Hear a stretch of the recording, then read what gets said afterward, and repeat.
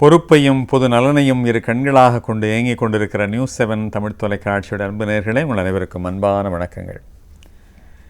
இன்றைக்கு நான் திரு வைகோ அவர்களை பற்றி பேசப் போகிறேன். ஏதேது மறுமலர்ச்சி திமுகவிலே சேர்ந்து விட்டீர்களா என்று உங்கள் கேள்வி அமையக்கூடும். இல்லை, நான் சொல்ல இருப்பது பதிப்பகவலவனுடைய வைகோ என்று அறியப்பட்ட வை கோவிந்தன் அவர்களை பற்றி. தமிழ் பதிப்புலக முன்னோடி சக்தி வை கோவிந்தன் அவர்களை பற்றி பேசுவதே ஒரு சுவையான ஒரு அனுபவம். இலக்கிய உரைகளும் புராணங்களும் சமய வெளியீடுகளும் வாழ்க்கை வரலாறுகளும் தேசிய இயக்கம் பற்றிய அதிகமான செய்திகளும் மட்டுமே நூல்களாக வந்த காலகட்டம் ஒன்று உண்டு.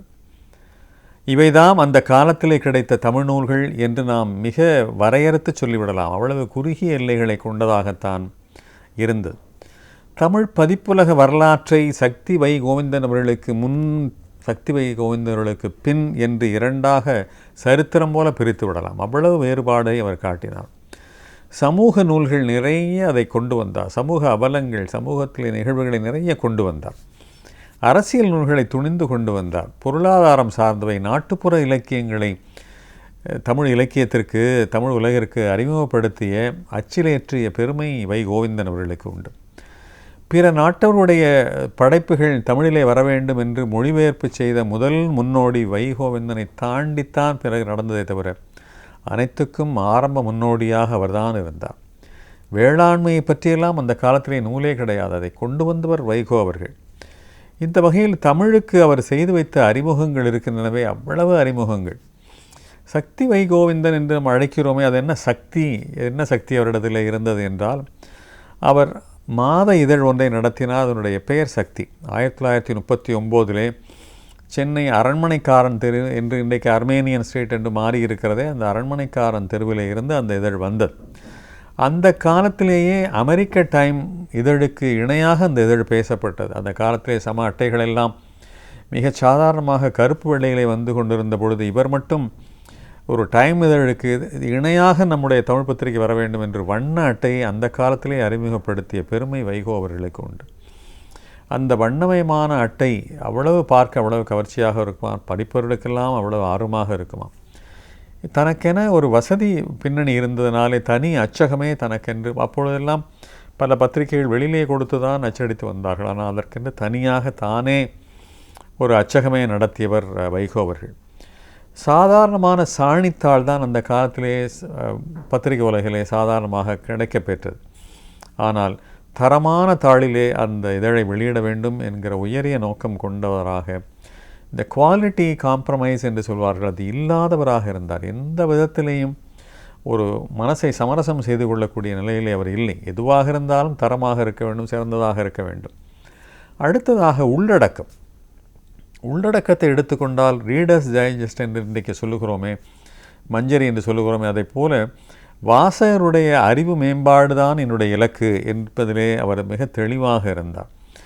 இன்றைய மியூசிக் அகாடமி என்று சொல்லுகிறோமே, ஆழ்வார்பேட்டையில் இருக்கிறது, அதுதான் சக்தி வை கோவிந்தன் அவர்களுடைய அலுவலகமாக இருந்தது. அதே இடம். எழுத்துலக பிரம்மாக்கள் எல்லாம் அங்கே ஒன்று கூடுவார்கள். ஒன்று கூடி சங்கப்பலகை போல எல்லா நூல்களையும் பற்றி விவாதிப்பார்கள். ஒரு எழுத்தாளர்கள் சங்கமிக்கிற ஒரு கூட்டமாக இருந்தது.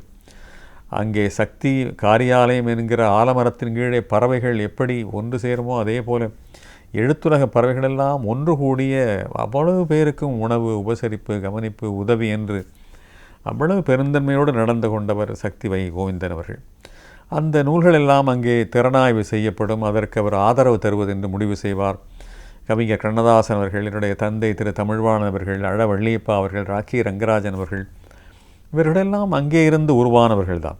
கவிமணி தேசிய விநாயகம் பிள்ளை அவர்கள் சிறுவர் பாடல்களை எழுத ஆரம்பித்ததே சக்தி என்ற இவருடைய இதழிலே தான்.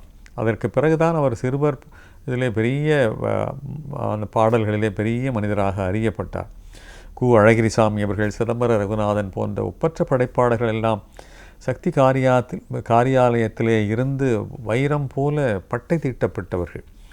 புதிய இதழ்களை இன்னும் கொண்டு வர நிறைய எண்ணத்தில் இருந்தார். ஆனால் பிரிட்டிஷ் அரசு அந்த காலத்திலே நிறைய கழுத்தை நெரித்தது, மென்னியை பிடித்தது. அதை தாண்டி மங்கை என்கிற பத்திரிகையை சக்தி வை கோவிந்தன் கொண்டு வந்தார். என்னுடைய தந்தை தமிழ்வாணவர்கள் நடத்திய அணில் பத்திரிகையை கொண்டு வந்த பெருமையும் சக்தி வை கோவிந்தன் அவர்களுக்குத்தான் உண்டு. அந்த காலத்திலேயே மங்கை 25,000 பிரதிகள் விற்றன. 25,000 பிரதிகள் என்பதெல்லாம் அந்த காலத்திலே மிக மலைப்பான தொகை. 1000 2000 விற்பதே பெரிய காரியம் என்று எண்ணிய காலத்திலே 25,000 பிரதிகள் விற்ற பெருமை மங்கை இதழுக்கு உண்டு. அதற்கு பிறகு அணில் 20,000 பிரதிகள் போயிற்று. எனவே பல எண்ணிக்கை 5 இலக்கங்கள் கொண்ட எண்ணிக்கையை விற்கிற அளவிற்கு அவர் மிக பெருமிதமான ஒரு சாதனையை சாதித்தார். அது மட்டுமல்ல, செல்வ குடும்பத்தில் பிறக்காவிட்டாலும் கூட அவர் ராயவரம் என்கிற ஊருக்கு ஸ்வீகார பிள்ளையாக வந்தார். ராயபுரம் நாம் காணுகிற வட சென்னையிலே இருக்கிற ராயபுரம், நான் சொல்வது ராயவரம், அது புதுக்கோட்டைக்கு அருகிலே இருக்கிறது. அந்த ராயவரத்திற்கு ஸ்வீகார புத்திரனாக வந்தார். ஸ்வீகாரம் அந்த இடத்திலே அப்படி பணம் கொட்டி கிடந்தது. அவ்வளவு செல்வந்த குடும்பத்திலே வந்ததினாலே அவருடைய அந்த குடும்பத்திலே இருந்த பணத்தையெல்லாம் எடுத்து பதிப்பகம் எழுத்தாளர்கள் என்று அதற்குத்தான் செலவிட்டார். அந்த பிள்ளையாக வந்தார், ஸ்வீகார பிள்ளையாக வந்தார் அல்லவா. வந்த இடத்திலே அந்த ஸ்வீகார தந்தைக்கு ரங்கோனிலே, அதாவது பர்மாவிலே வட்டிக்கடை இருந்தது. அதை பார்த்து கொள்வதற்காக அங்கே போனார். அங்கே தான் அவர் வாழ்க்கையில் பெரிய திருப்பம் ஏற்பட்டது. அங்கே தனவணிகன் என்று ஒரு பத்திரிகை வந்தது. தனவைஷ்யாஸ் என்று சமூகம் இருக்கிறதே, அவர்கள் தனவணிகன் என்று தமிழிலே எளிமையாக சொல்லி ஒரு இதழை நடத்தி வந்தார்கள். அந்த தனவணிகனிலே சுத்தானந்த பாரதியினுடைய ஏழைப்படும் பாடு என்கிற ஒரு தொடர் அதிலே வந்து கொண்டிருந்தது. சுத்தானந்த பாரதியினுடைய எழுத்துக்களால் ஈர்க்கப்பட்ட வைகோவிந்தன் அவர்கள் இதை அந்தந்த மாதம் மக்கள் மறந்து விடுவார்கள், எனவே இதை நூலாக்க வேண்டும் என்கிற முதல் உணர்வை அங்கேதான் அவர் பெற்றார். அதற்கு பிறகு சுத்தானந்த பாரதியினுடைய அனைத்து படைப்புகளையும் நூலாக்கிய பெருமை வைகோ அவர்களுக்குத்தான் உண்டு. அங்கே அன்பு நிலையம் என்ற பெயராலே ஆரம்பித்து சுத்தானந்த பாரதியினுடைய அனைத்து படைப்புகளையும் அவர் நூலாக்கினார். அது மட்டுமல்ல, பாரதி கனவு கண்டதைப் போல மேலை நாட்டு செல்வங்களையெல்லாம் இங்கே கொண்டு வந்து சேர்ப்பீர் என்று பாரதி சொன்னானே, அப்படி மேலை நாட்டு அறிஞர்களுடைய ஒப்பற்ற படைப்புகளெல்லாம் அந்த காலத்திலேயே தெரிவித்து வாங்கி மொழிபெயர்த்து வெளியிட்டார். ஆனால் இவருடைய பதிப்பக உலகம் விரிவடைவதற்கு மிகப்பெரிய தடையாக இருந்த காரணம் சொன்னால் மிகவும் வியப்பீர்கள். உலகப்போர் ஆரம்பித்து விட்டது. எந்த நேரத்திலும் ஜப்பான்காரன் குண்டு போடுவான் என்கிற அச்சத்திலே எல்லாமே தொழில்கள் எல்லாம் நசிந்தன. அவரவர்கள் ஊருக்கு பாதுகாப்பான இடம் சென்னையைத்தான் அவர்கள் ஜப்பானிகள் இலக்காக்குவார்கள் என்ற ஒரு கருத்து இருந்தனாலே எல்லோரும் சென்னை விட்டு புறப்பட்டு போய்விட்டார்கள். ஆனாலும் அதற்கிடையேயும் ஒருபாடு ஏதோ ஒரு தன்னுடைய பதிப்பக தொழிலை எளிய அளவிலே செய்து கொண்டுதான் இருந்தார். ரஷ்யாவினுடைய அரசியல் பிரச்சனைகளையெல்லாம் விவாதிக்கிற அளவுக்கு ரஷ்யாவெல்லாம் அப்பொழுது இரும்பு கோட்டையாக இருந்தது.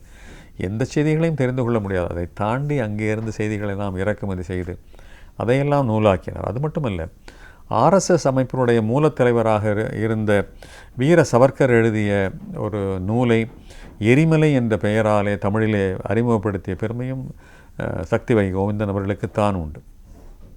விரிவான எல்லையிலே அவர் சிந்தித்தார். குறுகிய பார்வைகளே அவருக்கு இருந்ததே இல்லை. ஏதோ தமிழ் எழுத்தாளர்களை மட்டுமே நாம் முன்னிலைப்படுத்த வேண்டும், தமிழ் எழுத்துக்களை மட்டுமே படிக்க வேண்டும் என்று இல்லாமல் மேலை நாட்டு எழுத்துக்கள், வடக்கே இருந்த எழுத்துக்கள் எல்லாவற்றையும் கொண்டு வந்து தமிழிலே சேர்க்க வேண்டும் என்பதிலே அவர் ரொம்ப குறிப்பாக இருந்தார்.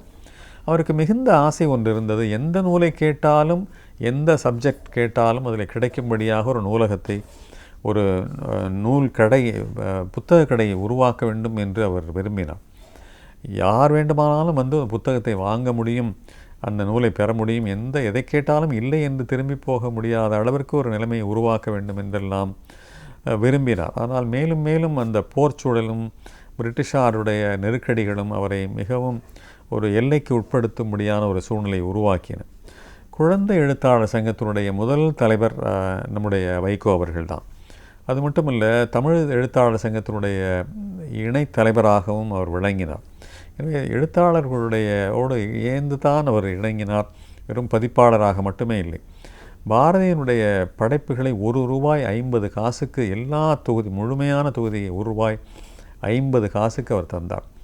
தமிழிலே இன்றைக்கு மலிவு பதிப்பு என்று ஒரு சொற்றொடர் இருக்கிறதே, அதற்கு முழுமுதற் காரணமே வைகோ அவர்கள்தான். கம்பராமாயணத்தை ₹2 கொடுத்தார். மிகச்சிறந்த நாவல்களையெல்லாம் 75 காசுகளுக்கு கொடுத்தார். அப்படி மக்களுக்கு வாங்கக்கூடிய சக்தி இல்லை என்பதை உணர்ந்து மிக மலிவு பதிப்பாக மிகப்பெரிய இலக்கியங்களையும் நல்ல நல்ல படைப்புகளையும் கொண்டு வந்த பெருமை வைகோ அவர்களுக்கு உண்டு. இலக்கியத்திற்காகவே தன்னுடைய கைப்பொருளையெல்லாம் செலவிட்டு அதையெல்லாம் இழந்து ஒரு பெரிய இலக்கிய தியாகி என்று சக்தி வை கோவிந்தன் அவர்களை சொல்லலாம். சக்தி வை கோவிந்தன் அவர்களுக்கு ஒரே ஒரு வாழ்நாள் கனவுதான் இருந்தது. அது மிகவும் ஆசையாகவும் வெளிப்பட்டது. அவர் அடிக்கடி சொல்லிக்கொண்டே இருப்பாராம், ஒவ்வொரு வீட்டிலேயும் ஒரு நூலகம் இருக்க வேண்டும். ஏதேதோ அறைகளெல்லாம் ஒதுக்குகிறோம், ஆனால் நூலகத்திற்கென்று அறை ஒதுக்கினோமா? குறைந்தபட்சம் ஒரு ஷெல்ஃப் என்று சொல்லப்படுகிற ஒரு மரப்பகுதியாவது ஒதுக்கினோமா? அதை செய்ய வேண்டும் அல்லவா? எனவே ஒவ்வொரு வீடும் நூலகம் தாங்கிய ஒரு வீடாக விளங்க வேண்டும் என்பதுதான் அவருடைய பெரிய கனவாகவும் எதிர்பார்ப்பாகவும் இருந்தது. இன்றைக்கு கூட ஒன்றும் காலம் கடந்து விடவில்லை. நாம் நினைத்தால் ஒவ்வொரு வீட்டிலேயும் சிறிய அளவிலே நூலகம் போல ஒன்றை உருவாக்கி நேரம் இருக்கிற பொழுதெல்லாம் எடுத்து படிக்கிற ஒரு சூழலை உருவாக்கலாம். இளைய தலைமுறைக்கு நாம் நூல்களை கொண்டு போக வேண்டிய, தமிழை கொண்டு போக வேண்டிய அவசியம் இருக்கிறது. எனவே சக்தி வைகோவந்தனுடைய சிந்தனை இருக்கிறதே ஒரு நாள்பட்ட சிந்தனையாக, ஒரு தீர்க்க சிந்தனையாக இருந்திருக்கிறது. எனவே வீடுதோறும் நூலகம் என்கிற வைகோ அவர்களுடைய கனவை நிறைவேற்றுவதற்கு நம்மால் என்ற பங்களிப்பை அளிக்க முடியுமேனால் அது நம்முடைய இளைய தலைமுறைக்கும் நம்முடைய சமுதாயத்திற்கும் நாம் செய்யக்கூடிய மிகப்பெரிய நன்மையாக அமையும் என்று சொல்லி இன்றைய நிகழ்வை நிறைவு செய்கிறேன். நன்றி, வணக்கம்.